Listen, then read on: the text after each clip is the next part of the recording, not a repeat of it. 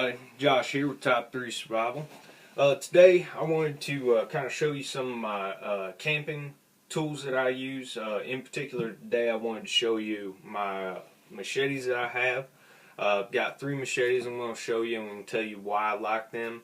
And we're going to show you some of the pros and cons of each one. So we'll start in. The first one that I've got here is a sugarcane machete. This one is designed to have most of the weight at the end of the blade, so it gives you better momentum and cutting power when you're swinging. So it works real good on saplings and large vines, things like that. Does have an oversized gut hook on the back.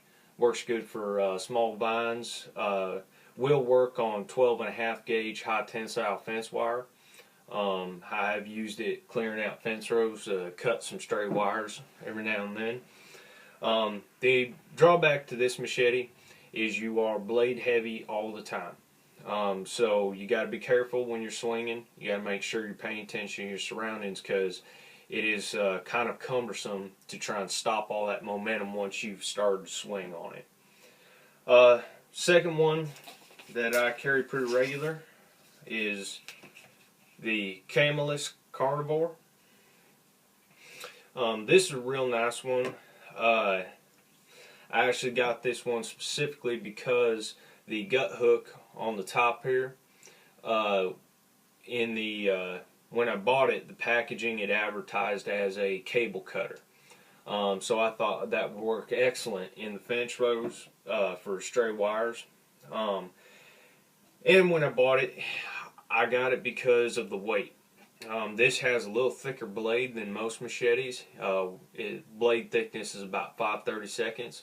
Most of my other machetes are about 3/32. So a little bit thicker blade, and that little thicker blade helps give you a little more weight. Another nice thing about the blade is how it's ground. You've got about 5 inches of serrations here, and then 6 inches to your tip of straight edge, and then your tip's cut at about a 45 degree angle, and that part is sharp, but then the end here is cut square, and that is not sharpened. That was left specifically for digging in the dirt or chipping away at something, so you don't mess up the tip of your blade. So that's a real nice design. It is a titanium bonded blade and a full tang into the handle. So it's got good weight, distributed pretty evenly over the whole thing. So it gives you a more controlled swing when you're cutting, as opposed to the sugarcane machete. My third one, and this is kind of my all-purpose machete. It is a SOG. Make some room here for it. This is the SOG Fari. This is pretty standard as far as machetes go. You've got a straight ground blade to the tip. Across the top, we've got a saw, and the handle's full tang, rubberized handle on the blade or on the machete, and then the metal protrudes on the back end to give you a striking face. So for driving stakes for a tent or something like that, works good for that. It is about the normal thickness of any other machete, about 3/32, but it's good and strong. I've always had good history with SOG products. I've never had a SOG knife, machete, or a hatchet ever let me down or ever break on me. So they've got a good reputation with me. One thing I do like in particular about the SOG is the sheath. The Calamus has a nice sheath that came with it, but if you do not pull this strap tight when you carry it, it goes on your belt. If this strap is loose and you happen to jump over something, or you're climbing and this were to flip upside down, you can lose your blade. It'll slide out. Where the SOG hooks onto your belt is right up top, right at the very top of the sheath, and it supports the handle on 3 sides, each side of the handle and the top, and then you've got a Velcro strap that comes around.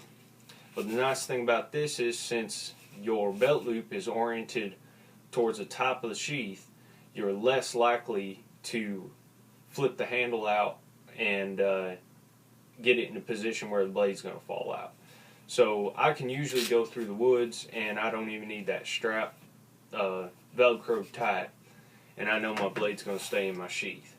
So I like this one because I feel like I can have a little more at the ready when I'm going back in the woods, just trailblazing or something like that.